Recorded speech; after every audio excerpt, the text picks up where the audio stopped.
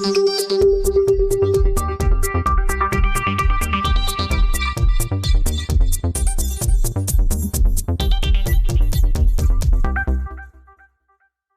të televizionit publik shqiptar, ju përshëndes të gjithëve. Mirë se keni ardhur në këtë bisedë, e cila do të jetë pak e veçantë. Ndodhemi në një nga muzet më të rëndësishëm në qytetin e Korçës, siç është Muzeu Gjon Mili. E jo më kot, zgjodha këtë ambient për të zhvilluar bisedën e rastit, sepse personazhi të cilin nuk kam ftuar sot është në botën e artit. Gjon Mili ka qenë fotograf, por dhe regjisor i filmave me metrazh të shkurtër.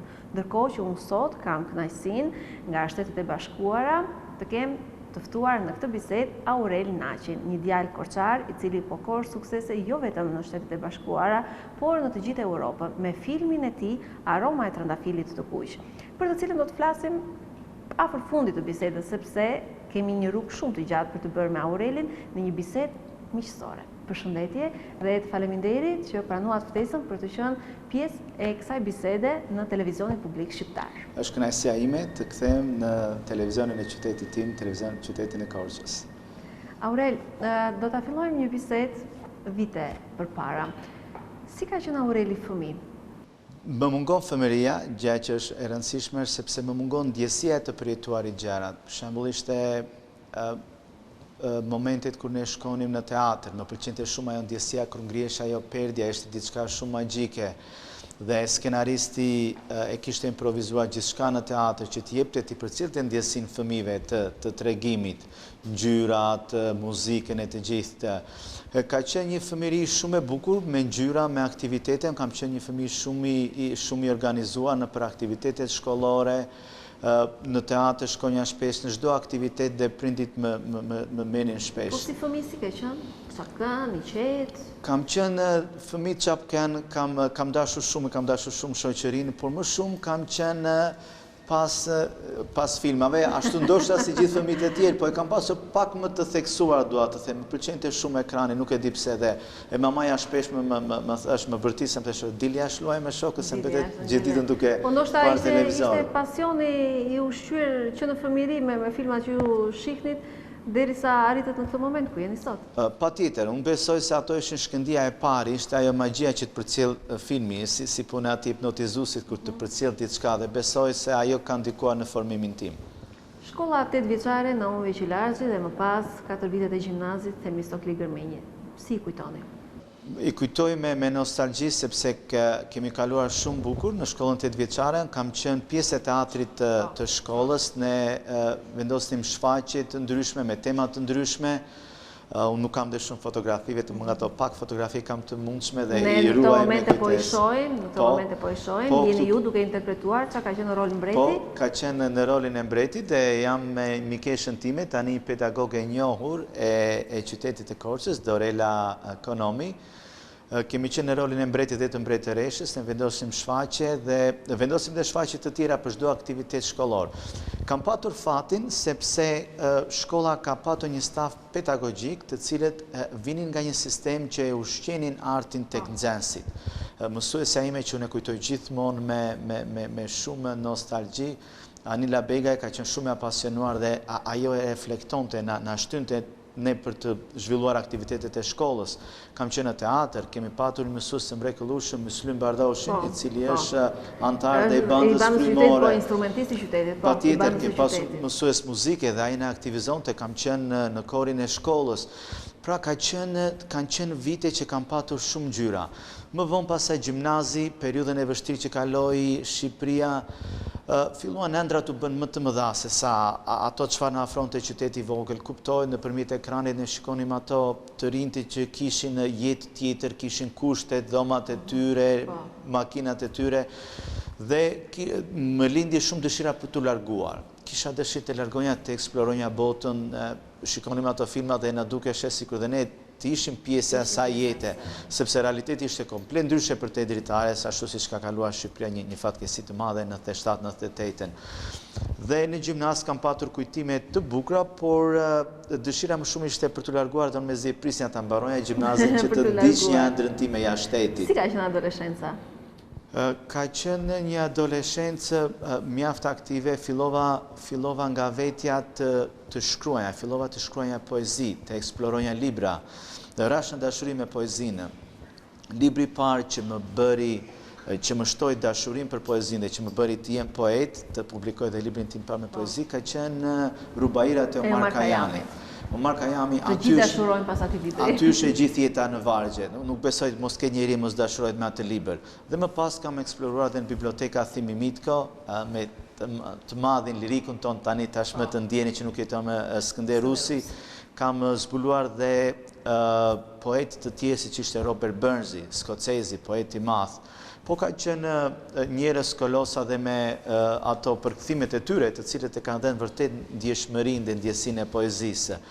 Dhe fillova gradualisht të shkruaj në poezi, në proza, ishin ato gjërat e adoleshencës ku ne shprehnim simpatinë vajzave me një poezi, me një dedikim. Kanë qenë vite të bukura, kam kaluar shumë mirë, them të drejtën, kam një nostalgji dhe tani që rikthehem si prind, baba e 2 fëmijëve në moshë të madhe, kam nostalgji për ato që kam kaluar dhe për qytetin. Aurel, si ka lindur dëshira për të marrë me artë? Dëshira, ashtu si që theksova në fillim, ka qenë, ne kemi patur një regjizor shumë të mirë që i mungon qytetit tonë, Maxi Stiko. Maxi Stiko vendoste shfaqje të Kandoza Koçajupi dhe unë isha shumë admiruesi i teatrit. Në blokun e apartamenteve ku jetoja, në shtëpinë e prindërve ishin dhe fëmijë të tjerë dhe unë nga që më pëlqente shfaqja sepse ne kishim me shkolla. Një shkollë kishte këtë fundjavë kishte shkolla tjetër dhe unë i thosha. Ka qenë një traditë shumë e bukur për në teatrin e Kupave. Pikërisht, dhe ju thosha fëmijëve të lagjës, shokëve thesha më siguroni bileta që të vide me shkollën tuaj sepse më pëlqente. Dhe një shfaqje shihja edhe 2-3 herë. Dhe besoj kjo ndikoi dhe në formimin tim. Më pëlqente shumë ajo ndjesia kur ngrihesh ajo perdja magjike, gjithçka. Teatri, them, ishte një nga gjërat më të mira që u shye tek unë dhe u rita me atë frymë. Është vërtet bukur.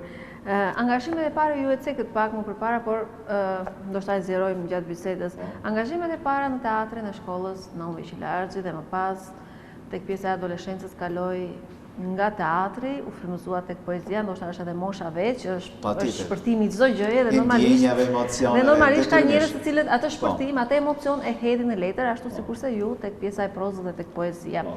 Si ishin ato fillimet e para? Kishe qejf të angazhohesh tek teatrot e shkollës? Ke tentuar të marrësh pjesë tek teatri kukullave?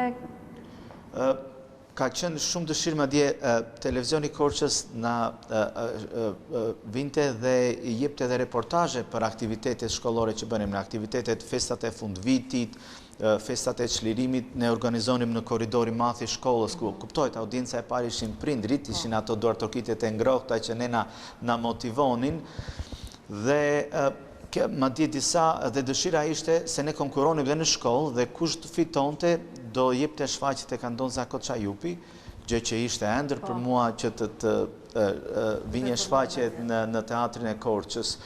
Por gjithsesi u rita me këtë frymë, ndiqja netet korçare të poezisë, më pëlqenin shumë. Një traditë që ende vazhdon në qytet. Patjetër, ka qenë traditë e mrekullueshme e qytetit që e kam mbajtur brez pas brezi dhe unë e kam ndjekur si në biblioteka Thimi Mitko, si lart në Kristali, që të gjithë korçarët e njohin. Dhe më vonë netet e serenatës së zhvillua, në Parku Rinia zhvillohej edhe më pas u largova, po kam marrë pjesë në çdo aktivitet, ndiqja me shumë kënaqësi e me admirim. Viti në të cilin jeni larguar drejt Shteteve të Bashkuara dhe përse? Përse? Ashtu siç e thash, rriten ëndrat, rriten dëshirat, desha të eksploroj një botë ndryshe, një botë të shikoj një kulturë ndryshe, të mësoj një gjuhë ndryshe dhe jam larguar pas gjimnazit në drejt Shteteve të Bashkuara të Amerikës. Çfarë viti ka qenë? Ka qenë viti 2003-2004.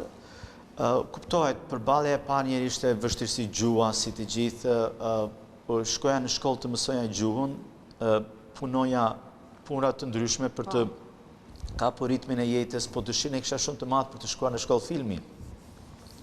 Dhe aty drejtojmë shkollës së regjizurës, po për fat keq kishte një kostor shumë të lartë. Një nga instruktorët e filmit që jepte mësim aty, ai pa dëshirën e madhe që kisha unë për film, madje unë kisha edhe një skenar gati në anglisht të përkthyer, sepse dinja që pas përfundimit sepse ato ishin kurse 8 mujorëshe, nuk ishin shkollë siç e ka këtu akademia për shembull 4 vjet. Dhe çdo 4 muaj kur mbaronje për të quheshe si kredit, një projektin tënd dhe duhet ta xhirojmë me metrazh të shkurtër. Dhe unë kisha gati, po nuk kisha mundësi për të regjistruar dhe më thotë do shkosh dhe më drejton në një klub, ata e quajnë ambient siç kemi ne klubin e voskopojarëve, ku mblidhen poetët, shkrimtarët, aty mblidhen regjisorët e pavarur dhe aty angazho me projekt, më tha që të hidhesh direkte në praktikë dhe gradualisht pasaj çaj vete, kupton se kjo është arti, është të hap rrugën në fillim dhe pastaj Si ka qenë jetesa juaj atje, duke ditur një djalë i ri, në moshën 18-19 vjeçare, shkon në Shtetet e Bashkuara, ku në shpirt kishte poezinë dhe në mendje regjisurën? Vajta me një ëndër të madhe, të jemi sinqertë, me ato filmat që ne na e paraqisin atë New Yorkun e bukur, me filmin I vetëm në shtëpi me Kevin, dhe unë në vizitën e parë kam bërë në New York, se më pëlqente shumë pema e madhe e Krishtlindjes. Ne nuk kishim fat të kishim në qytetin tonë një pemë të atillë, por e ka pa ritmin, u hasa me vështirësi si të gjithë të tjerët, por gjithsesi më mbajti shpirtërisht të mbushur dashuria për letërsinë dhe për filmin, që vështirësitë nuk mu duken dhe aq shumë, po kaluan derisa arrita e kapa dhe ritmin e jetës dhe arrita të gjeja dhe veten nëpërmjet këtij klubi regjisorësh më dha hapësirë ku fillova të angazhohem në projekte të ndryshme, por të hedh dhe hapin e parë për të bërë filmin tim të parë të shkurtër. Përpara se të arrim tek filmi, do të flasim për poezinë. Poezia e cila I ka rënjët që në adoleshencë. Më fol pak për poezinë. Për poezinë. Çfarë është poezia për ju? Poezia për mua është një nga format më të bukura të shprehurit. Por unë dua të dyja në fakt dhe poezinë dhe prozën. Proza ti jep pak më shumë hapësirë të punosh me metaforën, me epitete, ndërsa poezia ka të melodinë, atë kënaqësinë që ti duhet punosh fort me fjalën, sepse mua më pëlqen poezia klasike që ka rimën ajo poezia që ne të gjithë e do me dashurojmë. Dhe ashtu siç e thash, adhuruesi isha I çmendur, idhullim ka qenë Omar Khayyam në poezi, më dukesh se gjithë jeta ishte aty në vargje dhe fal atij përkthimit të mrekullueshëm të Fanolit, ne u njohëm me atë poet të madh që besoj dhe si unë ka dhe shumë të tjerë që u shtua dashuria për të shkruar në poezi, për të shprehur në vargje. Çfarë e lidh poezinë me regjisurën sipas jush? Letërsia dhe kinematografia ecin paralel bashkë, sepse çdo histori bëhet film, dhe çdo film ka një histori brenda, pra ecin paralele të dyja. Dhe kjo është ajo që unë I dua të dyja, si ajo nëna që I do të dy fëmijë njësoj, dhe kur e pyesin cilën fëmijë do, I thotë të dyja e kanë njësoj, nuk I ndan dot. Brenda poezive gjen gjithmonë diçka që të lidh me kujtimet e bukura të dashurisë, të adoleshencës, të asaj ndjenje shumë të pastër. I thuni vargjet nga më të bukurat, kam patur kënaqësinë dhe fatin të lexoj poezitë tuaja, I thuni vargje dashurisë. I thuni vargje një vajze të munguar, një dashurie ndoshta të paarritur. Ka një peng në jetë Aureli për atë periudhë për të cilën ka shkruar këto vargje? Adoleshenca është e moshët ku ti shpërthen ndjenjat e tua, të pëlqen, fillon të pëlqen e bukura, të pëlqen fillon ta shohësh me një sy më të bukur akoma shoqen e bangës, shoqen e klasës, pra ishte kjo ndjesia tek adoleshentët dhe mua më pëlqente që të gjitha këto përjetime të hidhja në vargje. Qoftë dhe një të dalë, një udhëtim siç e kishim në Park Orinia, se dhe shumë aktivitete nuk kishim shumë. Mundësi nuk kisha. Patjetër, mundësi dhe kushtet. Aq më tepër në vitet që ju keni mbaruar ka qenë vite të vështira. Mos e lëm ti lëm më njën ato mungesa e ndriçimeve të gjitha sepse e dinë çfarë kemi kaluar, por me ato pak argëtim sikur dhe një shëtitje më frymëzonte, një shëtitje në Park Orinia me shoqen kur binte dëbor. Pra ishte një ndjesi e veçantë që unë ta përshkruaja këtë në vargje. Dhe besoj që ka qenë frymëzimi, ka qenë koha po jo se ka mbetur ndonjë peng dashurie, po ishte momenti, çasti që ktheheshe tek unë në muzë dhe muza detyrimisht kthehet në vargje dhe vargjet poezi. E keni shkruar letra? Në letra, po, si të gjithë, dedikime, madje të fshehura poshtë bangët apo brenda në mes të librave? Në bangë, në mes të librave, prisim me gërshar në formë zemre, dedikimet, ka qenë ajo periudha kur fillonin që ne na pëlqenin këta aktorë të huaja dhe mbanin posterat në faqen e murit, ato faqet e murit 16 që kur hapin mbanim orarin e shkollës dhe postera. Kam patur idhull dhe kam takuar, kam patur idhull Jennifer Aniston që ka luajtur në serialin Friends, ka qenë nga serialet e mia të preferuara në adoleshencë. Po dhe italianët më kanë pëlqyer shumë. Ne vinim nga shkolla kur ktheheshim, ka qenë Colpo di Fulmino, emisionet me Ambra, pra kemi patur fatin të paktën atë periudhë që kemi patur kanalet italiane që na kanë dhënë pak ngjyrë në adoleshencën tonë për të parë dhe për të komunikuar me të rinj. Pse jo dhe për të shprehur pak lirshëm. Pak ditë më përpara ju keni bërë dhe promovimin e librit, në mes të muajit prill ju keni bërë dhe promovimin e librit Në krahët e mbrëmjes fshi e puthja dhe Në buzët e një gruaje. Flasim pak për prozën Në krahët e mbrëmjes fshi e puthja. E para që nga titulli. Po. Mbrëmja është intriguese. Mbrëmja intriguese. Dhe pse them Në krahët e mbrëmjes fshi e puthja? Sepse gjatë ditës të gjithë kuptoj jemi të angazhuar me detyrimet tona, punë, por në mbrëmjen e kërkojmë të çlodhemi diçka dhe në atë mbrëmjen e shkojmë në një lokal, dëgjojmë një muzikë, takojmë një shoqe, takojmë dikë dhe mbrëmja gjithmonë fsheh një gjë të bukur, tek ajo mund të lidh një puthje, mund të lidh një flirt, pra është misteri mbrëmjes që ne na çlodh, na heq atë si thua pluhurin e stresit të përditshëm nga jeta. Prandaj unë kam titulluar Në krahët e mbrëmjes fshihet puthja, sepse mbrëmja dhuron gjithçka. Edhe është dhe një shprehje që thonë të gjitha mëkatet bëhen në mbrëmje. Si u prit nga lexuesi Korçar, aq më tepër në ambientet e bibliotekës së qytetit? është pritur mirë, është pritur mjaft mirë, ka patur interes për ta lexuar dhe një pjesë e miqve dhe kolegëve të mi që unë kam patur vite, nuk i kam parë tani gjej prindër të mrekullueshëm dhe shembull qytetarie të qytetit, është pritur mirë dhe ata që më kanë ndjekur dhe në rrjetet sociale, të cilat unë i kam publikuar dhe prozat dhe poezitë, e kam pëlqyer dhe kanë admiruar atë stilin e punimit dhe kanë treguar interes. Por më lejo të them diçka, tani me teknologjinë njerëzit po i largohen librit dhe kjo vërtet më vjen shumë keq, është fatkeqësi. Sidomos brezi i adoleshentëve, ne më përpara shkonim në një shtëpi në një shoqe, minim një libër, e lexonim dhe kjo ndoshta krijonte edhe ura amicësie. E lexonim dhe theshim na pëlqej, jepni përshtypjet tona, pra krijonte afrimitet. Libri gjithmonë ka krijuar afrimitet. Ndërsa tani me teknologjinë duke sikur ne po i largohemi më shumë njëri tjetrit, po na afron në distancë për sa i përket gjeografikisht ekrani, po na largon nga mënyra se si ne komunikojmë, se si shprehemi me njëri tjetrin. Teknologjia normal ka përparësitë e veta, sepse bota ecën përpara dhe ne duhet të ndjekim ritmin e saj, por magjinë e librit, aromën e librit, aromën e fletës së librit, nuk ka për ta patur kur. Nuk mund ta ketë kur, ndaj një këshill për të gjithë ata, lexoni sa më shumë sepse magjia e librit, ngelet magjia e librit dhe askush nuk ta fal atë botë. Patjetër, dhe ne duhet ta mbajmë gjallë atë, që ta përcjellim. Sigurisht po. Flasim për vëllimin me poezi. Në buzët e një gruaje. Edhe kjo do ma tregosh pak për titullin, po, dhe është promovuar në fillim fare, keni promovuar në një nga shoqatat më të rëndësishme shqiptare në të gjithë botën, tek shoqata Vatra. Vatra, po. Një shoqatë ekzistuese, një shoqatë me një zë shumë të fortë dhe i kam mbledhur bashkë përmes këtyre fotove që po shohim, Aureli ka bërë bashkë në ambientin e ngrohtë shqiptar të shoqatës Vatra në Shtetet e Bashkuara. Dhe më pas dhe promovimi që u bë në qytetin e Korçës. Flasim pak për Shtetet e Bashkuara. Po, jam antar i Vatrës dhe antar i klubit të shkrimtarëve në Amerikë me ftesën e profesorit John Milley, një profesor që unë kam shumë respekt, dhe aty kam patur dhe një ftesë nga shoqata Vatra për të promovuar librin.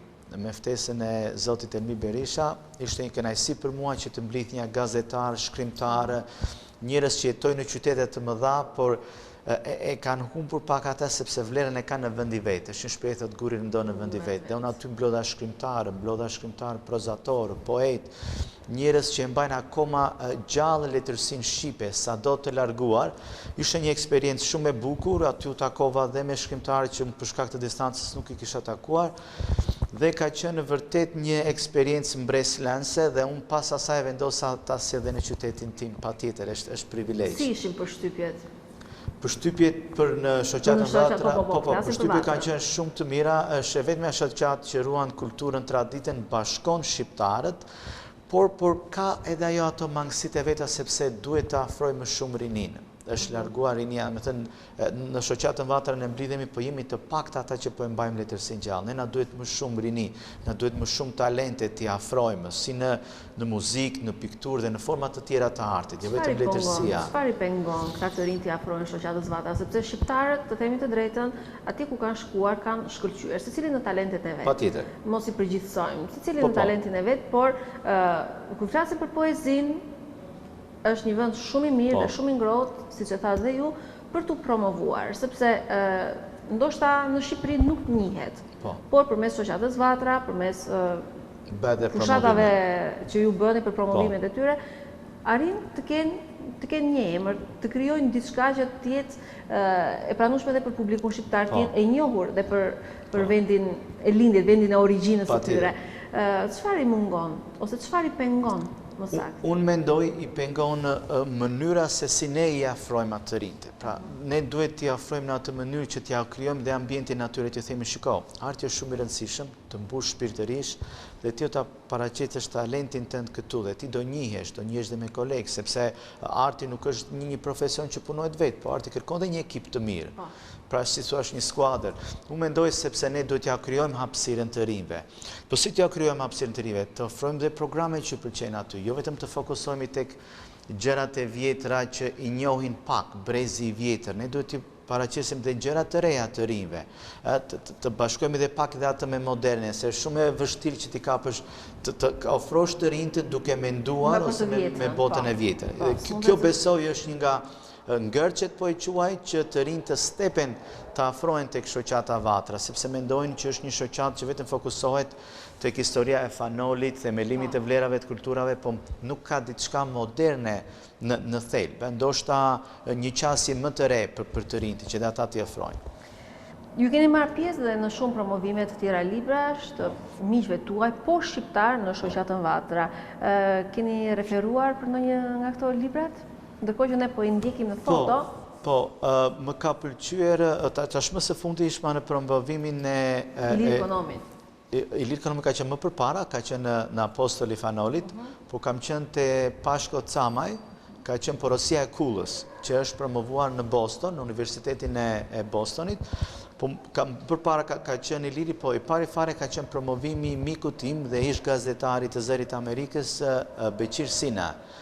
Ka qenë libri Rob, sepse ka lindur në kuptoj, ta kanë qenë në internim, ka lindur në internim me vuajtje. Kam lexuar si libër, është një libër i dhimbshëm, tash njerëzit secili ka shijen e vet, po mua më pëlqen të lexoj biografinë dhe jetën e njerëzve, sepse aty ti njihesh me botën shpirtërore, për jetimet e tij. Ato gjërat që dhe fjala ndoshta nuk ka patur guxim ta thot pa e shpreh në libër. Më kam pëlqyer, po më shumë këto janë bërë për të afruar me njëri tjetrin, sepse unë shkoj 3 orë deri në New York që të ndjek një promovim libri, sepse jetoj në kryeqytetin e New Yorkut, në qytetin e Albany. Shkoj 2 orë e gjysmë në Boston me makinë, nisem për një promovim dhe kthehem pra bëj distancë të largët, po ashtu dhe në anasjetas të tjerë dhe ndjek. Kemi ndjekur dhe aktivitete të tjera kulturore, janë zhvilluar dhe jo vetëm tek letërsia, por dhe tek piktura. Kemi bërë tashmë së fundi nuk arrita, po ka qenë dhe një aktiviteti bërë për ditëlindjen e Fadil Berishës, nga fotografët të njohur që jeton në Shtetet Bashkuara të Amerikës.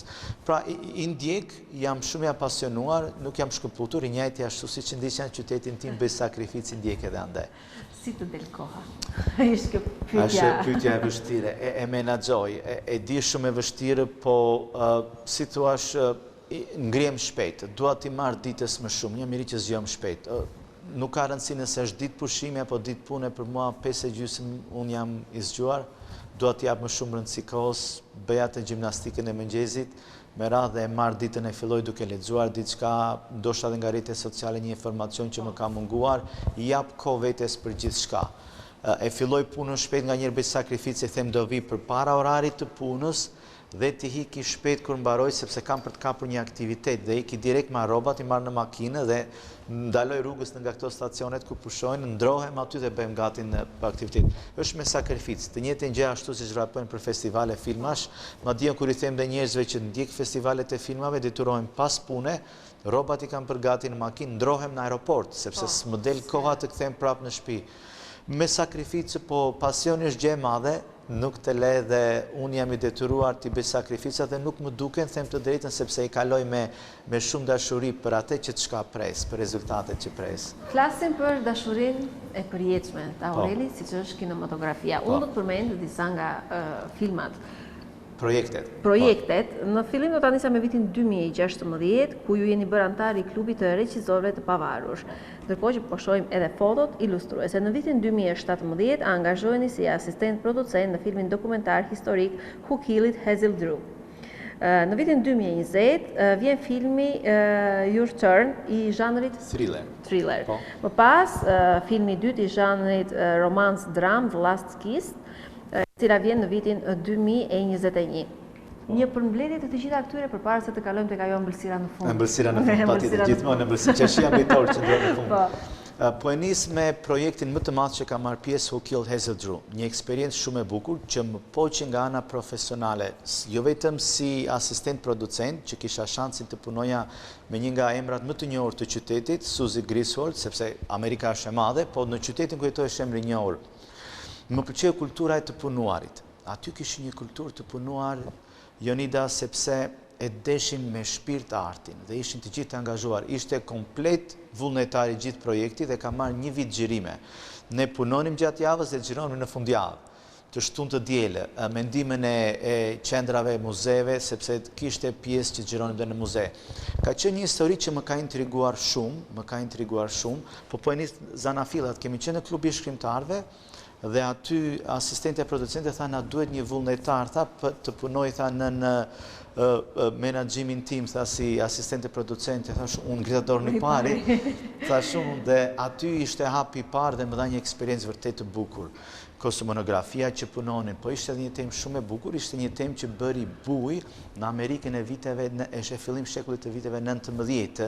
Hazel Drew ka qenë një vajzë shumë simpatike, një vajzë bukuroshe, që punonte në një familje të njohur aristokrate. Kuptoheshin atëre familjet aristokrate mbaheshin për atë jetën, atëre quheshe shurur, po ata ishin jetë moderne. Luksi, jepnin rëndësi femrës të bukurës, si në veshje gjithçka dhe Hazel Drew kishte një të dashur dhe ky ishte nga pistat kryesore që një ditë kjo u gjend e vdekur, por pistën që regjizori ngriti në krahasim duke mbledhur nga të gjithë gazetat, njoftimet që mbante arkivat e shtetit dhe akoma çdo muze kishte. Po është bazuar në ngjarje të vërtetë dhe mua më trigoi shumë kjo ngjarje. Por më së fundi ne duke hyrë thellë në dokumentar, duke parë ne zbuluam sepse Hazel Drew kishte një marrëdhënie që nuk lejohej atë kohë me vajzën e zonjës aty ku punonte, dhe atëre marrëdhënia e vajzave nuk lejohej sepse ishte një shoqëri akoma nuk ishte në gjendje të pranonin atë. Dhe më intrigoi shumë, është bërë një audicion i mirë dhe është zgjedhur një vajzë greke që pak a shumë i ngjante shumë në profil, një vajzë shumë simpatike, tepër e talentuar. Më pëlqente kultura e të punuarit, korrektësia në punë, të gjithë shkonim në orar, angazhoheshim secili në punën e vet, lokacionet nga një vend në një vend tjetër, dashuria që na dhanë institucionet e shtetit të bashkisë, muze që na i hapën portat për të kërkuar në arkiva, po dhe pse jo dhe për të përdorur ambientet e tyre për të xhiruar. Kjo ka qenë eksperienca më e bukur që unë kam patur aty dhe që më ka dhënë ndihmesë dhe shtys për të bërë hapjen e parë për të xhiruar filmin me metrazh të shkurtër. Çfarë të ka bërë përshtypje gjatë gjithë këtyre filmave të cilët unë përmenda ku ju keni asistuar? Ju ka bërë përshtypje korrektësia, të ka bërë përshtypje kostumografia, sepse regjizura ka përmendet korrektësinë, ndaj më bëri përshtypje. Korrektësia në punë është 90% e suksesit. Ashtu dëshiroj që dhe ne shqiptarët jemi pak korrekt në gjërat. Korrekt në ardhin në orarin e punës, korrektësinë aty që e bën me shpirt pasaj. Patjetër. Po ishte edhe një kulturë e lishme, kulturë të punuarit, ai komunikimi, unë nuk dëgjoja të bërtiteshin si çdo zakonisht dhe kur xhirojmë, dhe tek eksperienca ime ku kam xhiruar dhe filmin Aroma e Trëndafirit të kuq, pra ishte një kulturë që merreshin vesh, ishin sinkronizuar në atë mënyrë, koordinuar në atë mënyrë që të funksiononte gjithçka dhe secili kishte rolin e vet, kisha të pjesën e vet, nuk përziheshet e pjesa e tjetrit. Dhe kjo gjë më pëlqeu shumë, dhe unë jam njeri që mua nëse më pëlqen mënyra e të punuarit, kultura e të punuarit, e bëj dhe më shumë pasion atë që e bëj. Atëherë, folëm për këto filma, por The Last Kiss, se dhe kjo është? The Last Kiss, po, putja e fundit. Kam takuar një italian dhe më ka treguar një histori dashurie,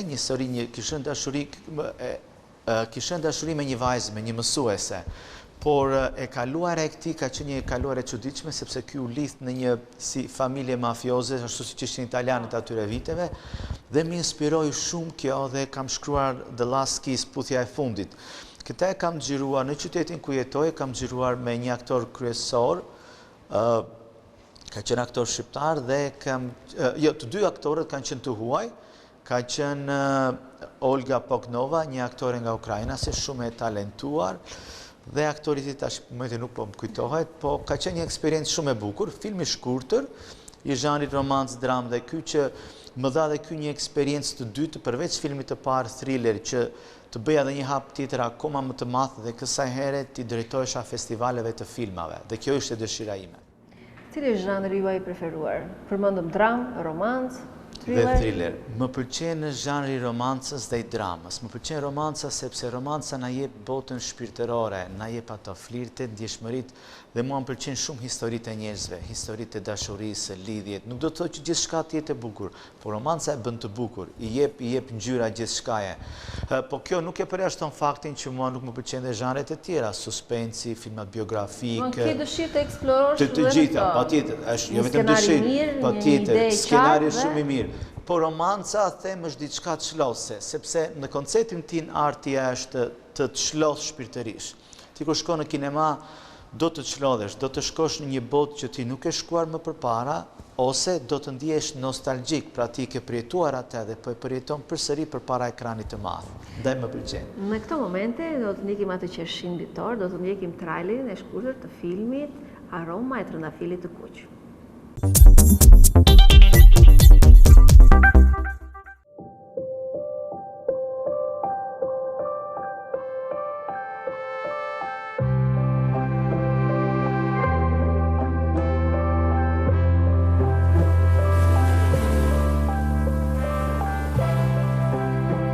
Fjori. Era. Tersi që një.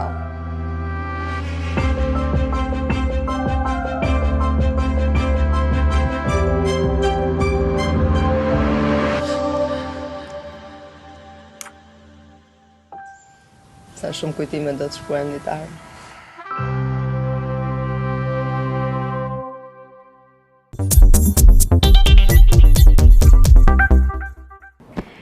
Jemi rikthyer përsëri me Aurelin pas trailerit Aroma e Trëndafilit të Kuq.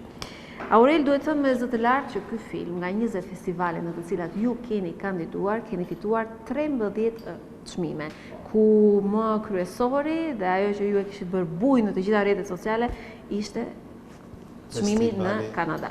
Festivali Torontos. Po, Festivali Torontos. Më tregu pak për këtë film, por nuk duhet të harrojmë që jeni nominuar dhe për 5 çmime. Çmimet të po. Po, 5 çmime. Kemi 5 nominime dhe 13 çmime të para. 13 çmime. Dhe me lejo të korrigjoj diçka, në 22 festivale, por unë nga 2 u tërhoqa për shkak sepse 2 nga këto festivalet ishin virtuale dhe unë nuk isha dëshirë që filmi të ishte virtualisht, po sepse jam njeri që dua njerëzit të sjell në kinema.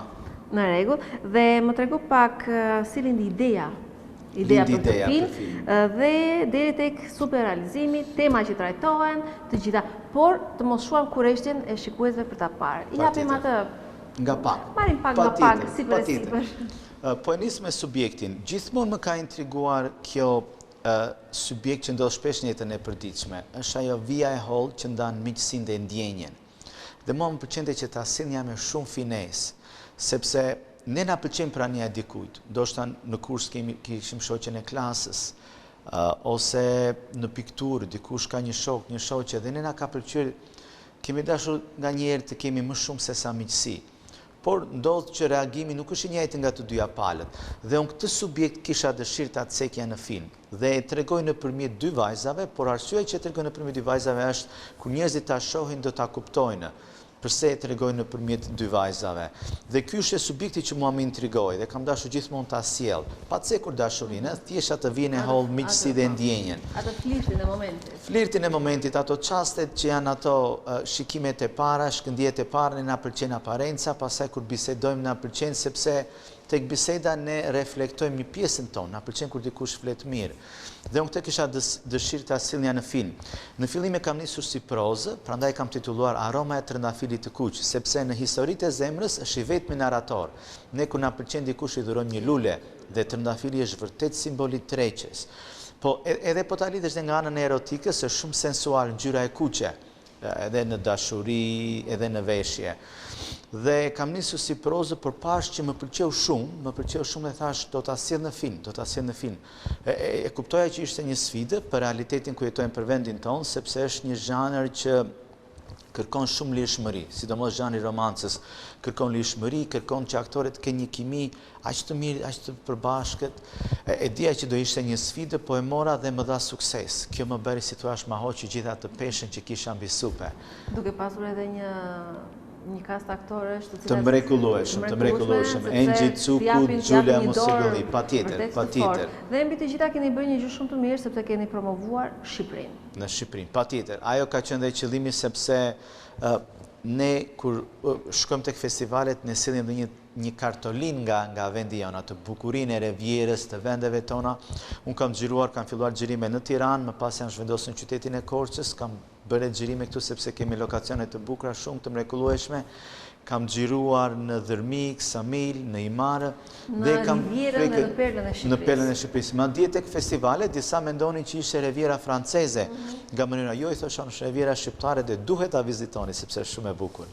Ka qenë një promovim i jashtëzakonshëm i Shqipërisë, madje dhe kur mbaronte filmi që duart rokiste salla për filmin, vajza që prezantonte, që fliste, ajo speakera e festivalit, thoshte që kjo dhe sikur të përdoret për komercializëm në televizionet ja vlen sepse keni bërë diçka të bukur. Ndërkohë që ju po flisni, shikuesit po shohin fotot nga premiera e filmit dhe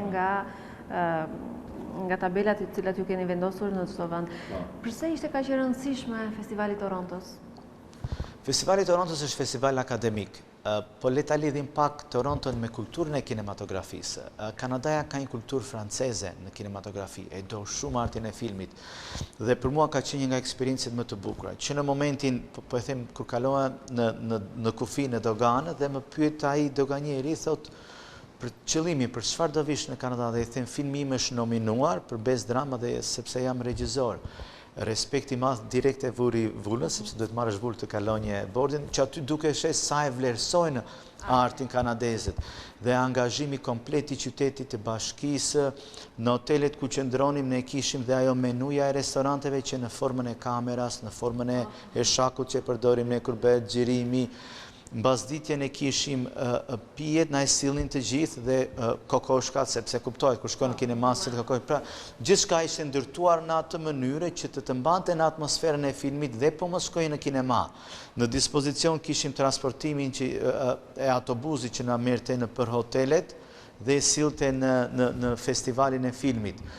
Kinemat ishin plot, patjetër ishte shumë mbreslenes për mua nga të gjitha festivalet që unë kam udhëtuar, që kam ndjekur, kjo ka qenë nga më mbreslensit. Po them, sallat ishte plot dhe në momentin e kur kemi hyrë për nominim, fati, po sepse ata kishin marrë masa, na i kishin rezervuar kariget me emra, nuk e di njanë, salla ishte plot dhe i them bashkëshortes tash mbetëm më kemë se s'kemi ku të ulemi. Pastaj na zonja që e organizonte atë na hul në ato kariget me reshta dhe aty filluan nominimet. Ka qenë një emocion i paparë. Mbrapa me ishte një vajzë nga Franca, ne u njohëm në hyrje dhe ajo ishte për nominime filmin e saj. Unë gjitur kisha bashkëshorten, kur dha nominime që thirrën fiton Red Rosa Roma, unë momentin të dyja kjo vajza u hodh nga mbrapa dhe bashkëshortet në një kohë ishte një emocion i paparë. Aty, madje unë sa mbaruam dhe prezantimin për atë prezantimin e vetes dhe falenderimi për gjithë stafin, kam kontaktuar stafin sepse ishte mbasdite dhe këtu vinte ora vonë. Dhe ai gëzimi që desha aktoreve mesazhin fituam çmim të parë dhe është të garosh mes 5.000, 7.000 aplikantëve të dalësh i pari të marrësh çmim është sukses dhe kjo më gëzoi shumë. Më në fund Aureli ka arritur atë ëndrrën amerikane, me idenë me të cilën shkoi. Duke parë 13 çmime? 13 çmime, po. Me një film. Edhe sa karrierë të para do të ketë Aureli? Unë do të them që është motiv për mua që të vazhdoj të bëj dhe hapat të tjera të suksesshëm. Kjo është e rëndësishme. Sa kohë ju ka marrë shkrimi i skenarit, regjistrimi, domethënë xhirimet e filmit, pas montazhi bën të vetën, të gjitha? Po e nis me skenarin, më ka marrë afërsisht një vit kohë, kam punuar sepse dua ta punoj me delikatesë. Desha që filmi të kishte feminitet, deni gjuhën, mënyrën e të folurit, më pas fillon ajo angazhimi, kam marrë studiot në për telefon, kam kontaktuar studiot të ndryshme cila do ta pranonte një realizim të këtij që është prerë të parë në vendin tonë dhe për fatin tim të mirë Alpro Lorenz Pelusha e pranoi ta bashkëpunonim së bashku kemi hapur audicionin në shkurt dhe unë në prill jam kthyer në Shqipëri për të qenë i pranishëm. Të them të drejtën, ka qenë një pjesëmarrje vakët për shkak të mentalitetit. Ne nuk e kemi atë kulturën kinematografike që të kemi larmishmëri temash, që dhe aktorja të ketë eksploruar tema të ndryshme. Dhe ka qenë shumë e vështirë, do me thënë të gjenje aktore të përshtatshme që ti përshtateshe që të silte këtë subjektin sipas mënyrës që kisha unë dëshirë ta silte. Po për fat të mirë, Engji më prezantoi me Julian dhe gjeta dyshin më të mirë të mundshme për ta realizuar, sepse të dyja njiheshin më përpara, kjo krijoi dhe komoditet në punë midis tyre. Pikërisht, një kimi, ju përshtatën skenarit, ju pëlqeu metafora shumë, sepse ajo ka një gjuhë të bukur, ka një gjuhë poetike, madje edhe ju kur do ta shikoni dhe teleshikuesit dhe për ata që kanë lexuar librat e mi do ta kuptojnë që është skenari im në mënyrën e të folurit. Kjo ka qenë pak sfiduese, por na dha rezultat të mirë dhe kur u ktheva këtë herë në premierën pash një dëshirë shumë të madhe të publikut për ta parë. Merë njerëz nga Kosova, nga Maqedonia. Këtë doja të tha, premiera e filmit në fillim të prillit, në datën 5 prill, në Millennium në Tiranë, ju keni dhënë premierën Aroma e Trëndafilit të Kuq. Ka qenë një eksperiencë shumë e bukur, njerëz madje unë kam patur miqësi që më kanë respektuar, ka ardhur miku im pronari i televizionit Tusalb, Gjergje Kovaci nga Amerika për 3 ditë për të më respektuar për premierën, surpriza e bashkëshortes që erdhi të shtunë që as edhe një pilot avioni nuk e bën atë sepse ata duhet të qëndrojnë një farë kohë para se të udhëtojnë prapë. Ajo erdhi të shtunë, u nisët të henë duke u gdhirë në mëngjes, pra as 24 orë të plota nuk i beri, një sakrificë shumë e madhe dhe unë e vlerësoj dhe ajo e di pasionin që unë kam dhe kishte dëshirë të më surprizonte. Kanë ardhur mikesha ime një nga penat më të spikatura, Laura Aldashi, që për fatin ton të keq është larguar nga Shqipëria, sepse kur them për fatin ton të keq, unë i dua artistët të vinë të kontribuojnë në vendin e tyre. Dhe Laura është një grua me botë, është artiste në plot kuptimin e fjalës, sepse është jo vetëm shkrimtare, po e do dhe shumë artin.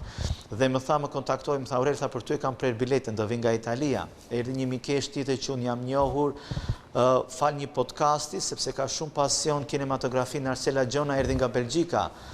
Pra, kishte një pjesëmarrje të jashtëzakonshme, publiku ishte shumë i dashur, kishte dëshirë për të parë diçka ndryshe. Ndoshta ishte hera e parë dhe ishte hapi i parë, por besoj që tashmë në kinematografinë shqiptare do kemi edhe realizime të tjera dhe akoma më të mira se kaq.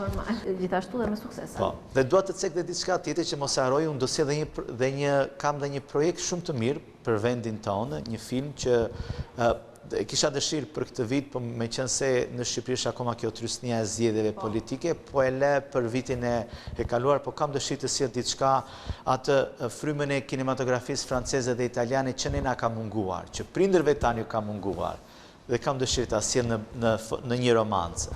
Ky format ka dhe disa video mesazhe, të cilat ne do t'i ndjekim në këto momente nga njerëzit tuaj më të dashur. Faleminderit.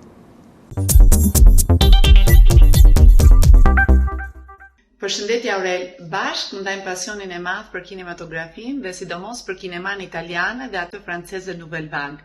Në diskutimet tona të gjata, flasim shpesh për regjisorët, për filmat tanë të preferuar, si dhe ndikimet që kemi patur qysh në vegjëlin nga televizioni italian.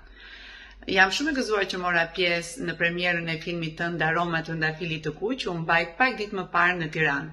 Dhe pas shfaqjes së filmit mund të them se edhe ne në Shqipëri e kemi Sorrentinon ton. Të uroj shumë suksese në projektet e tua të ardhshme dhe pse jo, dëshira ime është të shoh një ditë të zhvillosh karrierën tënde si regjisor në Shqipëri së bashku me kinasët e tjerë shqiptar, kudo që ndodhen.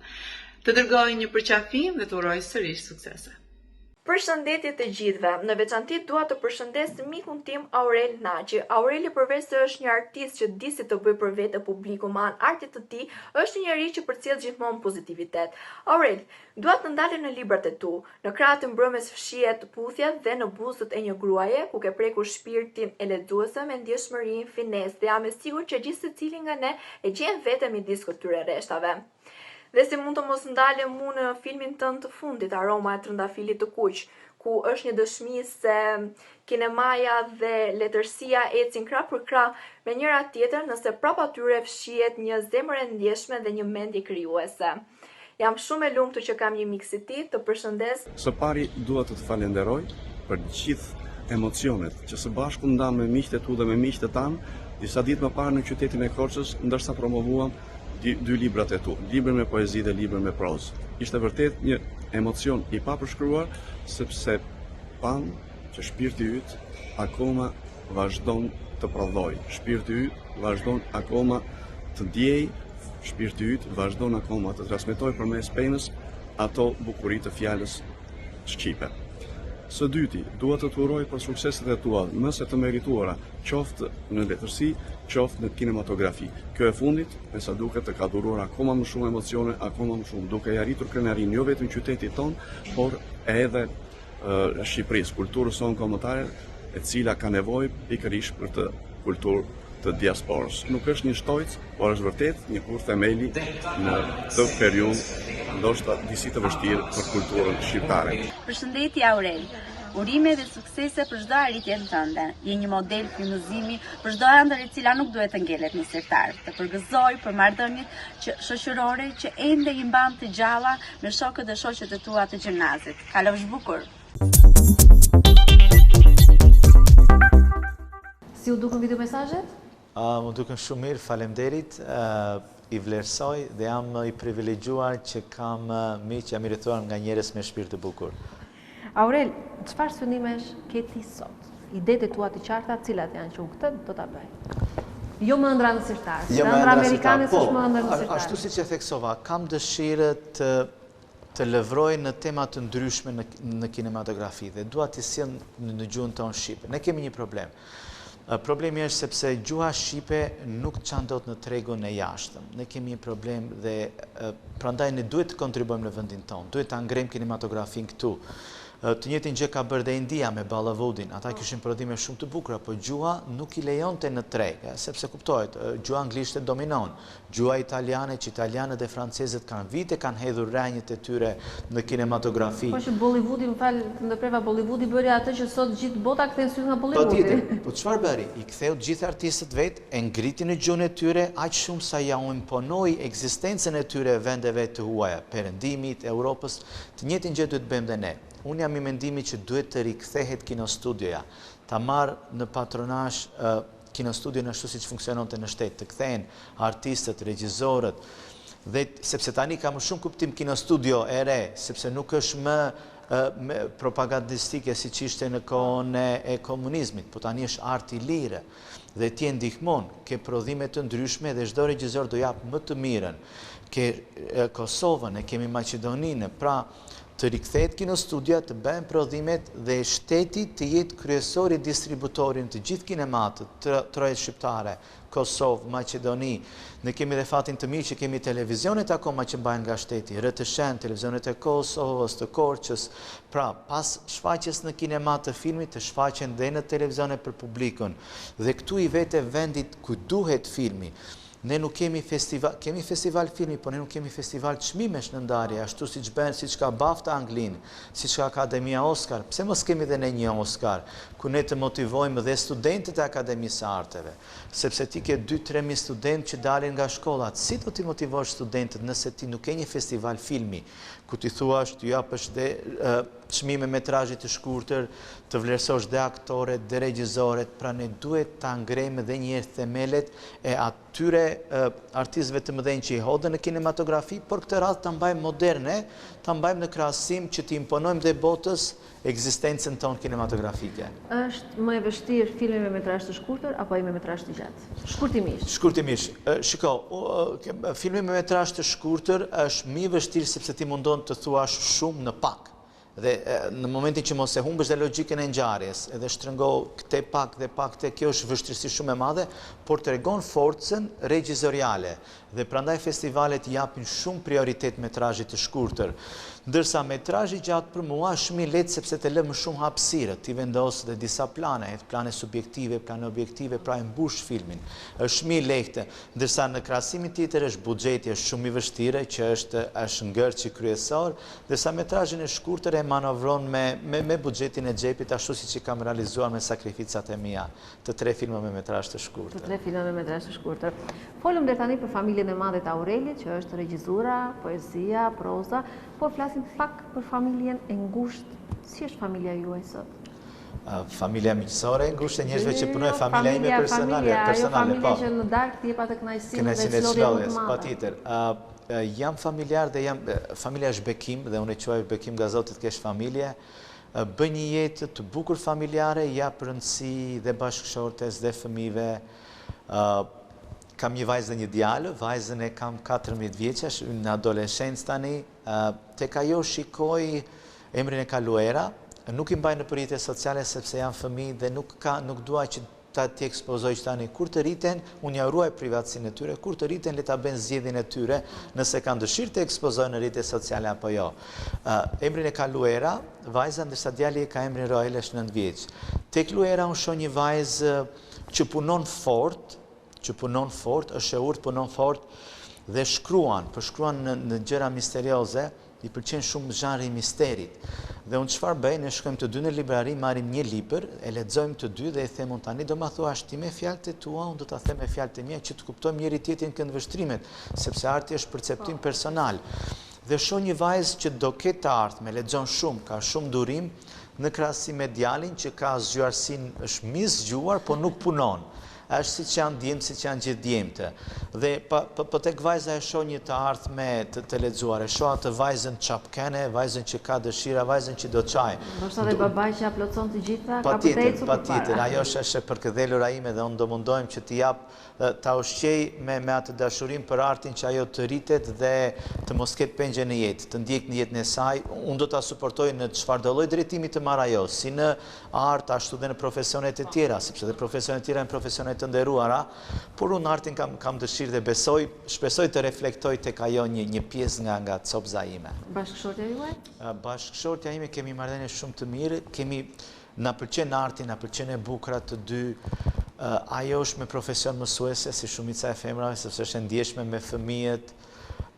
Lexojmë, librin e duam të dy, po ajo i pëlqen më shumë të lexoj libra psikologjike, sociologji, pra është më shumë. Do të do t'i përshtatet sa më afër botës së fëmijëve. Patjetër, botës së fëmijëve, madje ka bërë dhe specializim që të trajnime për fëmijët që janë me zhvillim të voneshëm dhe punon me fort me ata. Është ashtu siç është natyra femërore. Ndërsa unë jam më shumë tek librat romancë, dramë, më pëlqejnë, filmat i pëlqejmë të dy, la asaj shijes së filmit, i them ti zgjidh ose në kinema kur dalin i them, sepse unë e di shijen time çfarë dua, po dua të kuptoj çfarë pëlqen ajo dhe jap më shumë prioritet, i them ti zgjidh, tani më surprizo. Se më thotë çfarë filmi do shikojmë sot në darkë, e them nuk e di, më surprizo.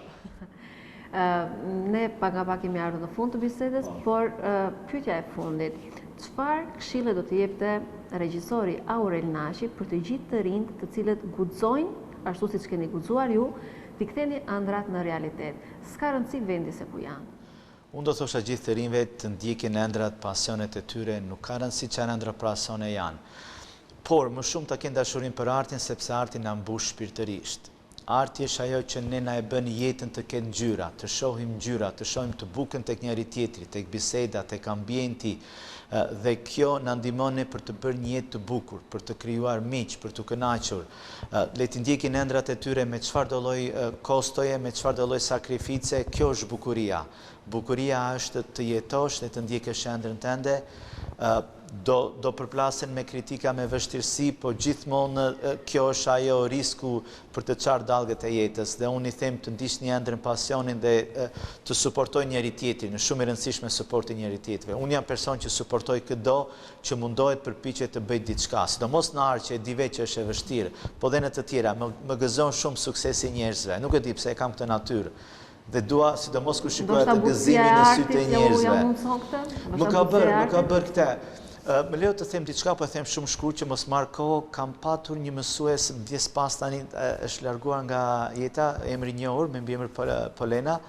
Kjo Polena më ka thënë matematik dhe më ka thënë kështu, në do të bësh një jetë të bukur, të kesh shumë miq, mundohu të kuptosh më shumë se sa të gjykosh. Dhe kjo ndikoi shumë në formimin tim, kjo dhe jam ai njeri që i mbaj njerëzit pranë sepse më shumë i kuptoj se sa i gjykoj. Nëse arrin të gjykosh gjithmonë njerëzit, nuk do të bësh miq asnjëherë.